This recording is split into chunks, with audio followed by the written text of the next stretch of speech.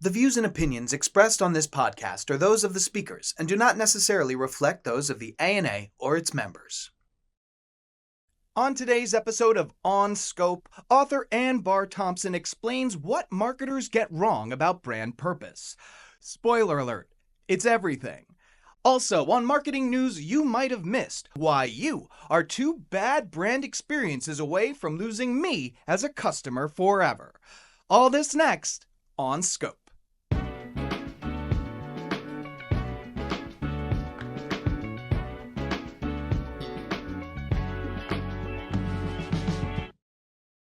Welcome, one and all. This is On Scope, the marketing podcast, brought to you by ANA and powered by Odyssey, a leading audio streaming platform. You can get all of your favorite podcasts, music, and entertainment on the Odyssey app. I am your host, Mike Berberich, and with me, as always, producer of On Scope, Ryan Dinger. Ryan, what have you got for me this week in marketing news you might have missed? Well, we got a juicy one this week, Mike. Do tell. Check this out. 70% of consumers say they will abandon a brand after just 2 negative experiences, while nearly a quarter will stop purchasing from a brand after only 1 bad experience. That's according to a new study released earlier this month by Amplify and Alchemer, which was called The Social Pulse, State of Consumer Brand Engagement on Social Media in 2025, and was based on the responses of nearly 1,000 U.S. consumers. So consumers are literally telling brands, like, there's a short rope here. There's competition. There are other places I can go for these things. If you're not giving me the types of experiences that I want, if I'm not feeling good, if I'm feeling frustrated 1 or 2 times, I'm out. And you can forget about it. Yeah.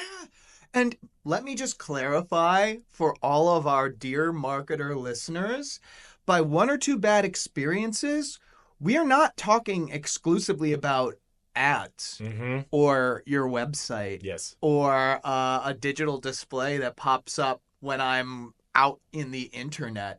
If you're spending tens of millions of dollars on an incredible ad campaign and you have the most amazing website, and I come into your retail location and there's a giant line and 2 empty registers, 2 empty POS stations, and this is a peak time, that's your brand. Yeah. That is what you've spent $100 million on, is my experience waiting in line because you didn't staff appropriately to maintain a good customer experience throughout. Yeah. You're throwing it all away. That matters. It absolutely does. And a little look behind the curtain for our listeners, we actually have an episode coming up on that very topic in a couple weeks, so stick around for that.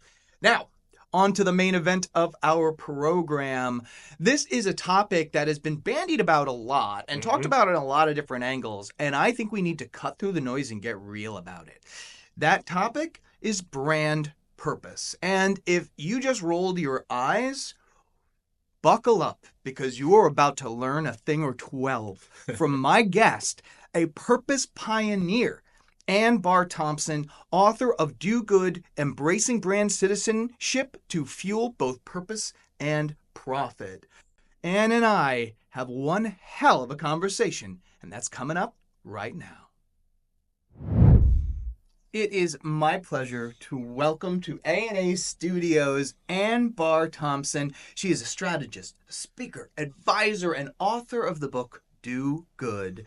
And she is here to help me have a conversation that I think our industry sorely needs to have and kind of bring out into the open. So thank you in advance. I'm so looking forward to this. Okay, well, I think that gives me a reputation that I may be a little controversial, which is a little concerning, but we'll see where we go. Absolutely. No. We're not really looking to rattle cages here. Okay. We're looking to shine light. This is how I'm approaching this.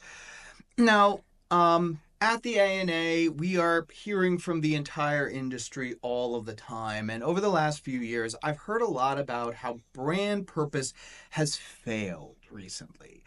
But that's not what I want to talk about today. What I want is to pose a different question to you. How are brands and how have brands failed purpose? Okay, well, first, I'd like to level set. Let's go. Because often when people use the term brand purpose or talk about purpose, they're talking about social impact. Mm-hmm. Title of my book, Doing Good. But purpose is not about social impact. It encompasses a social impact when most effective. Mm-hmm. But brand purpose and purpose overall, if you go back to the big why, Mm-hmm. is why you exist at the highest level. There we go. And the best brands have a purpose that encompasses a deep human truth, something that you emotionally connect to, that typically naturally lends itself to some element of a social and or environmental mission. And I think that's actually a nice little setup to answer your question. Because it's not that, and I'll say brands, and actually brand is the human face of the business. Right. And behind a brand are human beings, brand leaders. So it's not brands themselves that have failed, nor is it brand leaders that have failed purpose. I think what the issue is they've misunderstood it. Mm. And they've latched on to this platform you have as a marketer. It's like, wow, I have this great opportunity to help advance progress and do good in the world. And we're at a time where there's a lot of issues ruffling around, and what's good to one person is bad to another, and there's a lot of dynamics in that.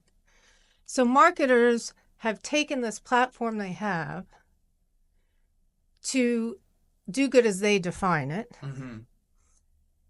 and not always necessarily be a steward for a brand and a steward for purpose. Mm.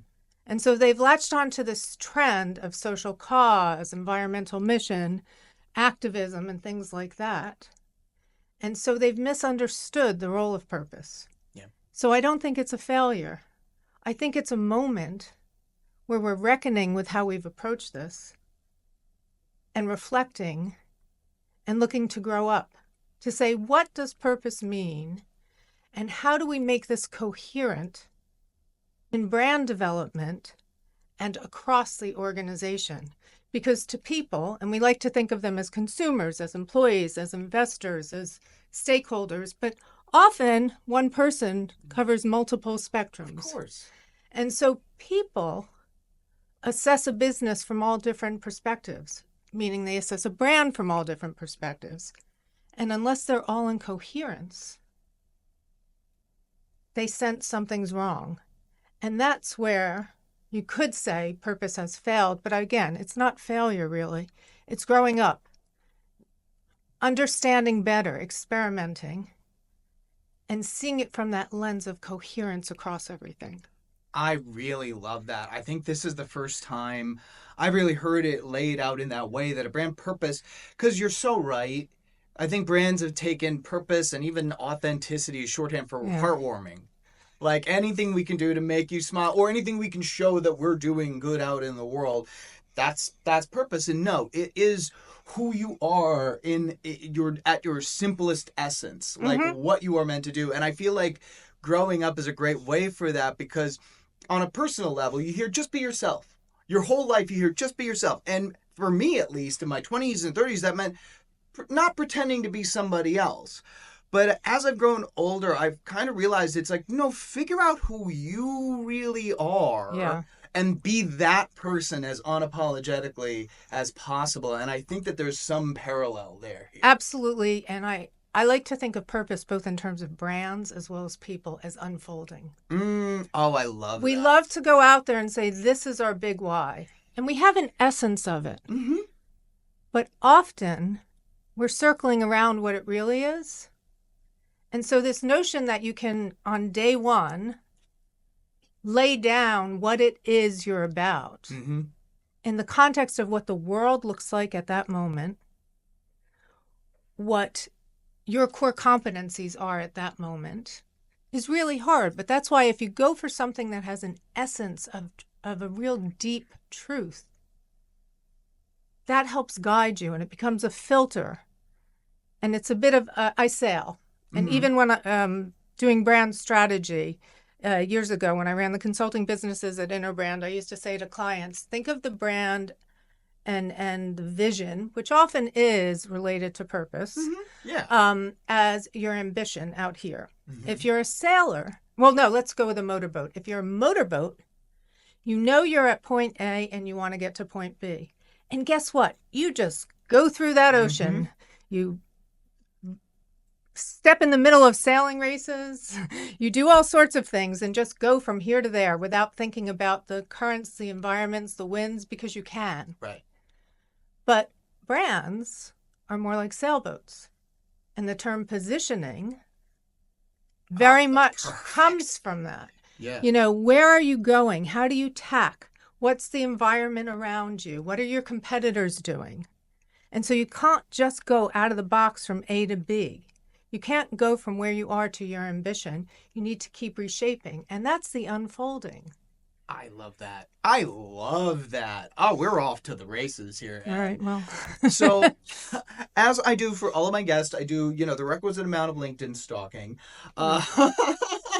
And you said something that recently that really resonated with me. I'd love to just kind of unpack it, discuss it a little bit here. You wrote that purpose isn't a trend, it's a test. And right now, brands are being tested.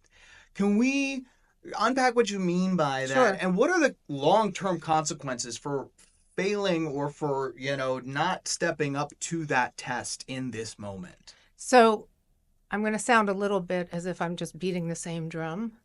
And maybe I need a whole symphony for harmony. The second the industry hears us, we'll take a break. But you beat that drum. So I'm going to go back to the notion of coherence. Mm-hmm. It's a test of coherence. It's a test of alignment. Are you seeing purpose as the through line? Now, you mentioned my book, Do Good. What Do Good does is explain the model of brand citizenship that developed from research. It's not a model that I'd set out to do. I was doing research on something else, and I've done podcasts on that before, even for the ANA, so I'm not going to bore you with that. But from the grassroots up, people said what they wanted businesses, brands to do. And it was all about alignment. And it was through these 5 steps: trust, enrichment, responsibility, community contribution. Purpose is the through line. And the idea is that you can't just do that with communications. You need to use your purpose as a filter for how you connect with people internally, externally, how you build community, how you shape culture, and how you contribute.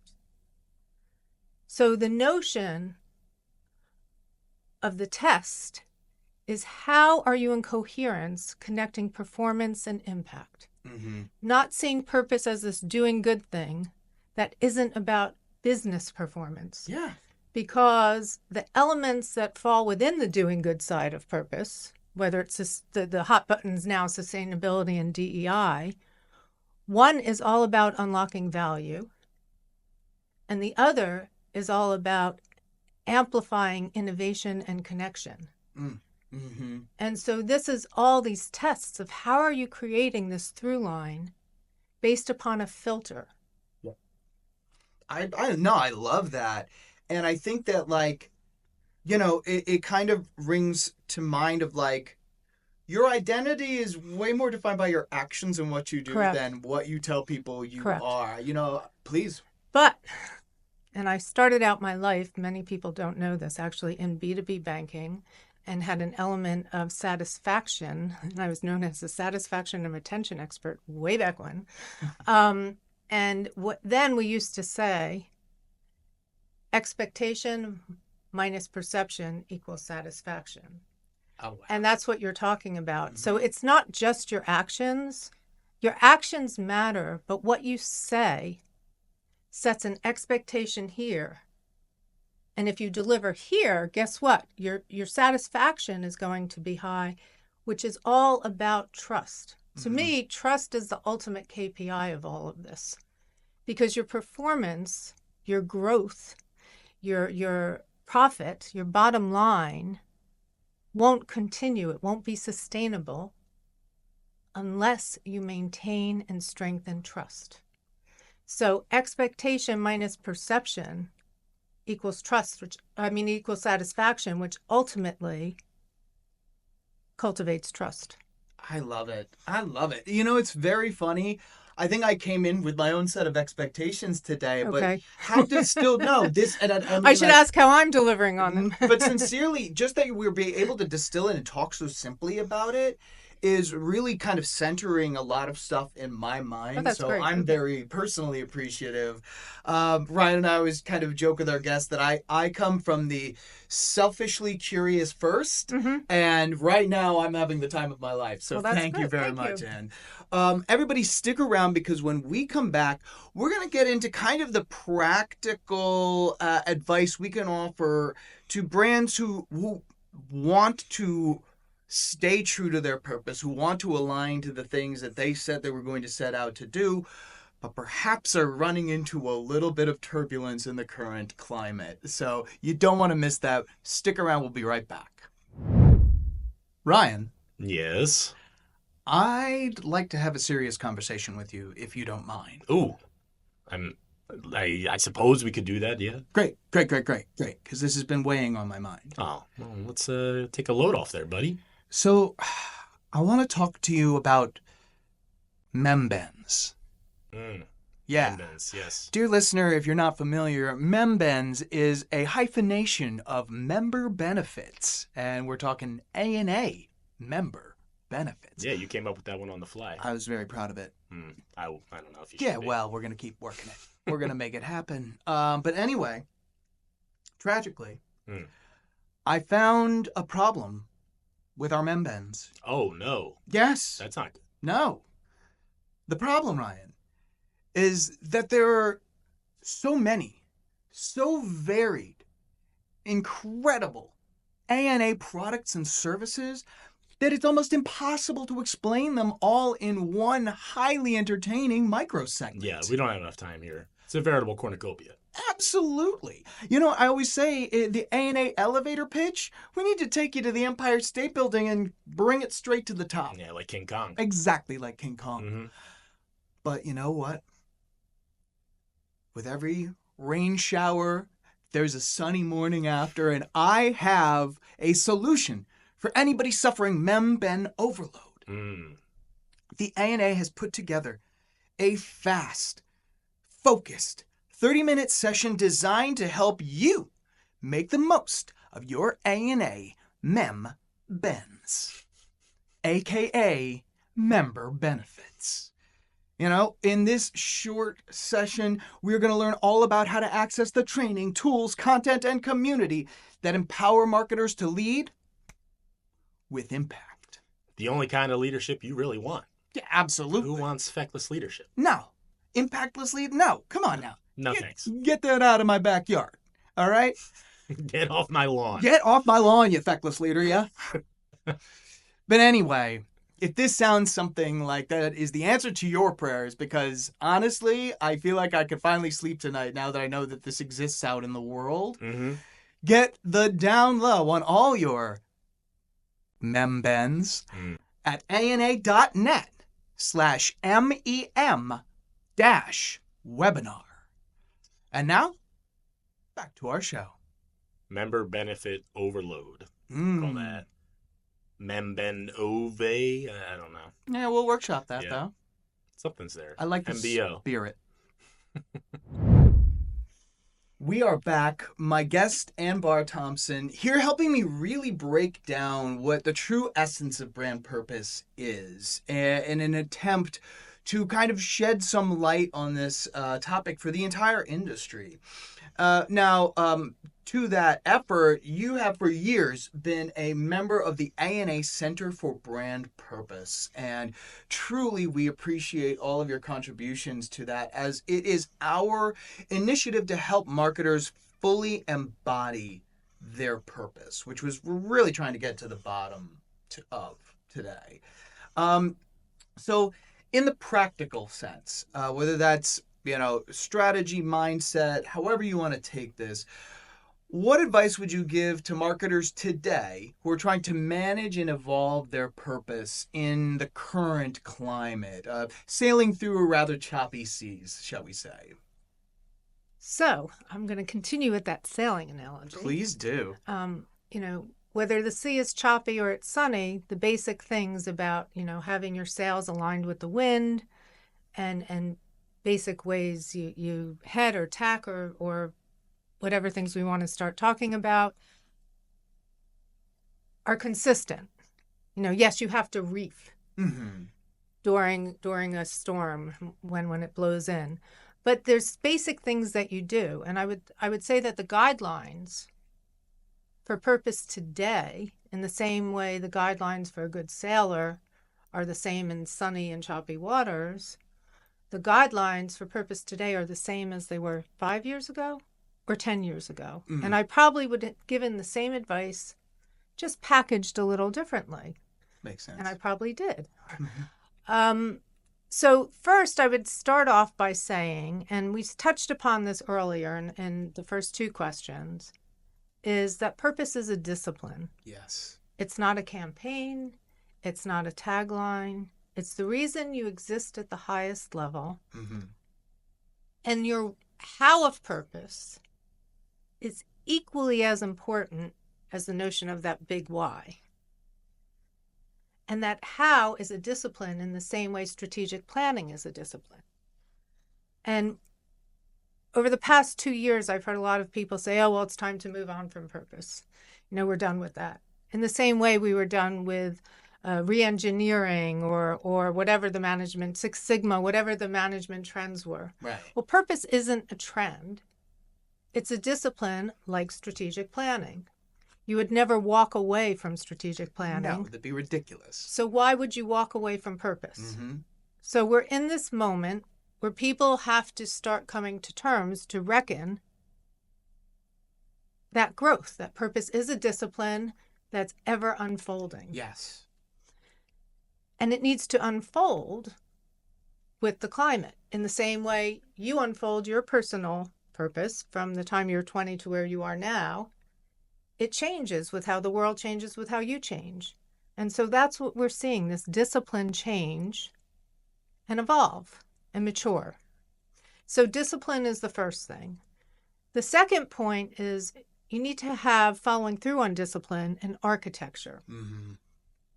And what I mean by that is in the same way brand architecture establishes the relationship of products and services with a corporate parent. For brands that have corporate parents, it's important for people to understand which elements of purpose, and a lot of this goes to that notion of purpose as doing good, which elements of purpose belong to the corporate brand and which filter down to the product brands. The purpose of a product also has to fit with the organization's purpose. Yes. Because if you have a brand that's extremely radical in the most conservative corporation, there's going to be a mismatch at some point. Constantly. It may not happen, well, I'm not sure constantly, but there will be a moment in which it stretches further out where someone on the board or the C-suite or an outside stakeholder says, hey, wait a minute, that doesn't feel credible to you. I don't trust that. So this notion of what messages belong where and how things nestle into one another, really important. And you even think of a brand like Unilever with its sustainable living plan, which has evolved into a new element of the same thing. And they're now putting so much of sustainability even more on the corporation. They have a sustainability board that's looking, or an advisory committee that's looking at how you manifest this in common supply chains and then amongst individual products. And so the notion is that everything that fits within what your purpose is about does not necessarily belong at the product level. And I think that's a lot of times where things get mixed up and confused. So we have purpose as a discipline, the notion of a purpose architecture, which I love, and then purpose as a filter for your point of view on the world. So I work with a lot of brands that want to go out there and step into cultural moments. And some cultural moments feel comfortable and easy for them to step into. And other cultural moments seem a little at odd, but they're getting pressure from someone somewhere to step into them. Right. So the idea is if they step into it in a generic way, saying the same things everybody else does because that's what the current news cycle is, it doesn't work. If they use their purpose as a filter for how they comment on that, then it starts working. An example, without giving the brand, is I work with a brand whose thing is embedded in artistry, and it's a little more complicated than that simple thing, but let's leave it like that. Yeah. So if they're going to comment on a certain segment's history month, they need to do it through that lens of artistry, not just go out there generically. So purpose as a discipline, purpose architecture, purpose as a point of view and filter for how you decide if you are, and if you are, how you comment on any single moment. Then you have purpose, and it's tied to sustainability. And don't see sustainability. Yes, sustainability is something that is related to climate change and things that a lot of people care about at this moment. But sustainability is actually a source of value creation for the business. Absolutely.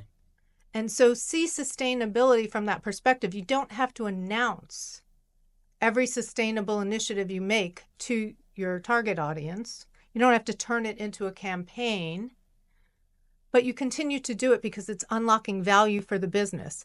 And that value could be the business maintaining its ability to produce something.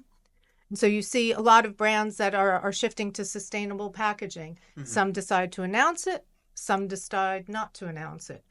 I always use Crest as an example for this because no, Procter & Gamble is not a client. That's why I'm naming them. But Crest is something I personally have been loyal to. And yes, I do believe in brand loyalty. And I've used Crest forever. And I've always taken, or since we've been about recycling, I've taken the Crest tube and thrown it in the blue bin. I had no idea if it was recyclable or not, but in single stream recycling, they'd pull it out if it wasn't. I noticed a year or so, maybe longer, I don't know, time's a little bit of a blur, that on the package it says recycle ready. I never saw an announcement about that. I just happened to notice it. So that's a quiet way of unlocking value for a brand. Yep. On another level, ingredients. Flora butter in the UK, and it's not quite butter, it's one of those spreadable buttery margarine things. Simulacrums. Flora used to use palm oil. Palm oil, unbeknownst to many people, was actually, it started being used because of its material capabilities, because it's more stable than a lot of the alternatives that brands were using in manufacturing. But now we see palm oil, and this also goes to that notion of an unfolding discipline dependent upon where culture and how things are evolving. We now see palm oil as not a good choice. Right. It's something that many people perceive as harming the earth. So Flora stopped using palm oil with very little fanfare. So the notion of sustainability is value creation for the business rather than as something to promote. Right. Is an important guideline.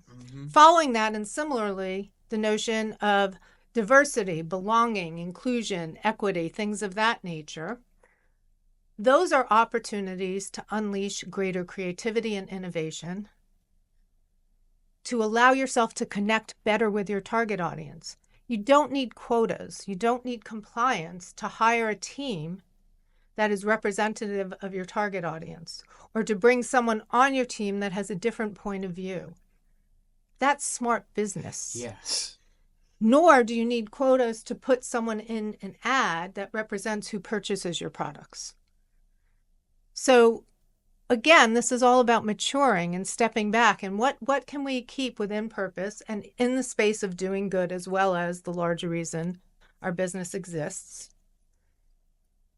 And how do we see that as beneficial both for our impact and for performance of the brand? So we have discipline, architecture, point of view, sustainability, DEI, let's call it in a easy, simple shell, and then unifying cross-functionally, working collaboratively. The notion of part of purpose that sits within the product being part of marketing, and then HR having separate things that are all about engagement, and supply chain having something, and it's all about sourcing, without them seeing things together and taking it from a wider systems point of view. What elements, what communities, what materials, what people does our product touch on its widest way, and how do we see these things coming together and collaborating? Because when we unify them, it feels coherent. Yeah. And things don't feel incredible. And I don't mean great that way. I mean Right. not credible. Mm-hmm. Because when they feel incredible over time, that's what erodes trust. And that's what gets you in trouble. And within that notion of unity, if you do a systems map and you understand who you touch and who your stakeholders are and who your material stakeholders are, you can start understanding if you have a campaign that may actually hit upon ideology of one of those groups in the wrong way. And one of the things we don't look at when we do segmentation, we think of psychographic segmentation as the most far out. We don't look at ideological segmentation. Mm-hmm. And I would say it's probably almost 10 years ago at this point. I was at Darden where I went to business school doing a lecture for my book. And one of the professors showed me this research he was doing that started showing how people were buying products by zip code based upon ideology. So understand the ideology in this whole idea of unify and collaboration. And that also goes into your purpose architecture. I didn't mention the nuances around your audience are very important when you're developing purpose architecture. But understand the ideology also to understand who may potentially be a red flag. That doesn't mean you don't necessarily do the initiative. Right. It means you understand the flag, so you're prepared. Mm-hmm. You have a crisis communications plan ready.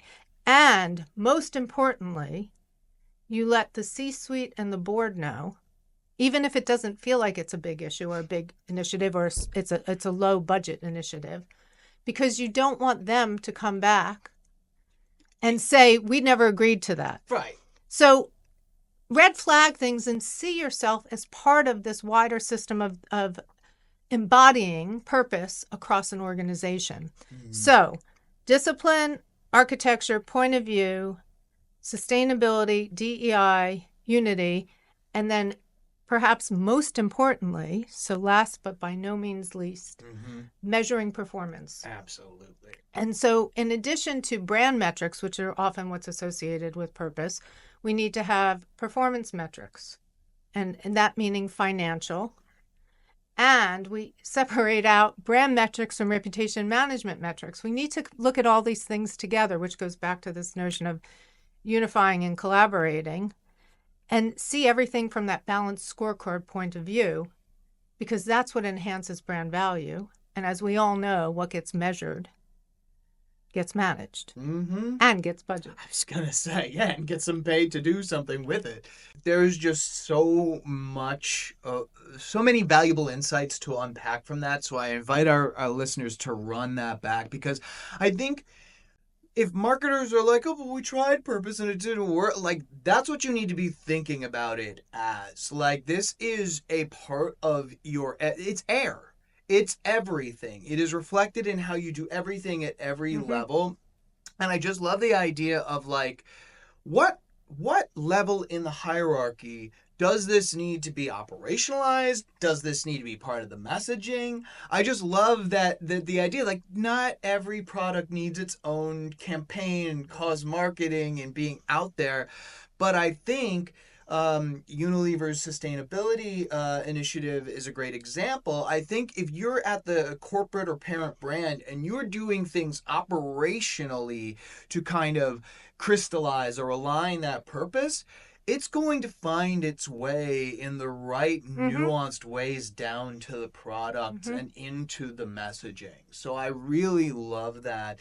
And I love turning everything around. I think it's always kind of implied or in the tone that purpose is a chore. Purpose is the best opportunity to be yourself and benefit from it. Like, and to learn about yourself. Yes. In the same way you as a person Yes. unfold and learn more about yourself with this guideline, what is this guideline telling you? I love that. One of the things is, and this comes out a lot when you do just regular brands, and I don't mean that in an undermining way, because brand strategy is a big thing for me.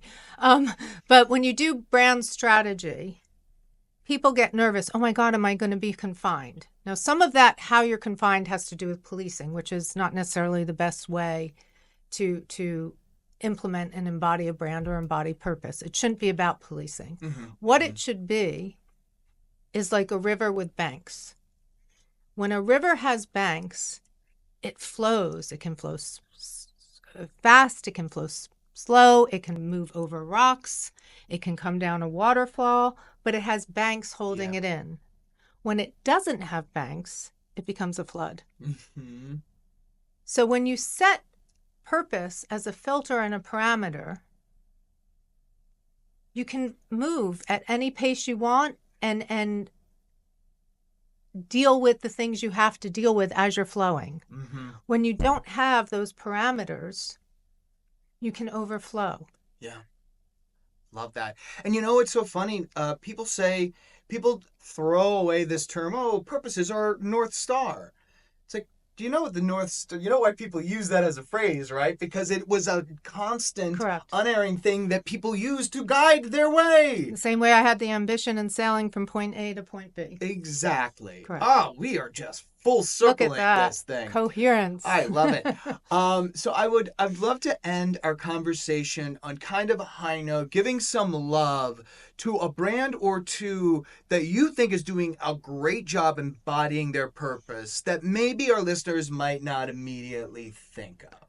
So I asked this question a lot. And I give a similar answer every time because it's a very tricky question. By setting a standard that high, by telling brands they need to become Patagonia or Ben & Jerry's or even a Lush or a Natura overnight, right, is setting the wrong standard. Exactly. I can't do that. Right. Why bother? So many brands have stepped on the pathway to purpose in different ways. And I talk about this actually in my book as well. The 5 steps, someone said to me, oh, do you have to start with trust and end up with contribution? No, it's a circle. It keeps coming on itself. And everything you do reinforces the other things in the same way I'm talking about coherence. So a lot of brands are doing interesting things in different ways with purpose. But to set up one brand as perfect makes other people feel I'm never going to get there, and it actually becomes demotivating. So, we always know the Patagonias, the Ben & Jerry's, who didn't get to where they are overnight. They actually had pathways to get there, but we forget that. Natura is a brand I love to talk about. I profile them in my book because Natura from day one was all about purpose. And many people know Natura now, many people may not. It's a Brazilian cosmetics brand, and it's always embraced the Amazon. One thing a lot of people don't know, and the Amazon and the ingredients and respected the ingredients and biodiversity. What a lot of people don't know about Natura is it also funds education for its sales force, which is like they have the largest sales force in the same way you think of the Avon lady or the Mary Kay lady in the world. And they fund education for them and in the communities. In the same way, Nespresso teaches its farmers regeneration. Then you have IKEA that's all about and continually evolving with circularity. And I love IKEA as a brand because IKEA has made so many mistakes and they just keep fixing them and moving forward from them. They even have a museum in Sweden where they talk about some of their mistakes. So they're not ashamed to say, we're learning and we're on this journey with you. And so that's important. You have today a brand like e.l.f. that actually their filter, when I talk about your point of view and filter, their filter really is about diversity and belonging. And they have products that are all about that. Absolutely. You have Airbnb that lives and breathes belonging on every level, both in terms of its consumers, its customers, its guests, as well as refugees and other people. In a B2B level, you have Siemens that has Healthineers, which their whole brand is about purpose and bettering health and giving health opportunities to everyone equally. Where we think of brands that embody purpose as the one-for-one brands or things that are more in level with social entrepreneurs. You can have a big brand like Siemens do that. IBM has a skills build. There's so many things out there that companies are doing that motivate you to see the different aspects of purpose Mm-hmm. and how you move along that if I go back to the continuum of brand citizenship, that moving for how you benefit me, individuals, whether they're your customers, your employees, your stakeholders, and move out from there responsibly to help the world and sit in a circle that's an infinite circle about building trust. Mm-hmm. So there isn't a single brand. The idea is every brand can do it and step on in a way that's credible to them as long as they're willing to do the hard work that follows Mm-hmm. and see how it fits across other elements of the business. I don't know what I was imagining it as an answer, but that is such an empowering and positive note to go out on. If you're as excited to really get purpose right and really see what maybe your one-off campaigns have been missing, I cannot encourage you to go get Anne's book. Do good. It is everywhere fine literature is sold. And this has been such a pleasure. Thank you so very much for being my guest. Oh, it's my pleasure. I think the work the Center for Brand Purpose is doing at the ANA is really important. And I think the level setting and the confidence you give marketers is essential for people to continue to move through a shifting landscape. Who could say it better than that? Thank you. Here we are at the end of another episode, and On Scope, the marketing podcast, continues to deliver the goods. This week, that is largely thanks to my guest, Bahr Thompson. I so appreciate Anne coming on the show and breaking down into simple, actionable terms what marketers can do if they're feeling lost when it comes to brand purpose.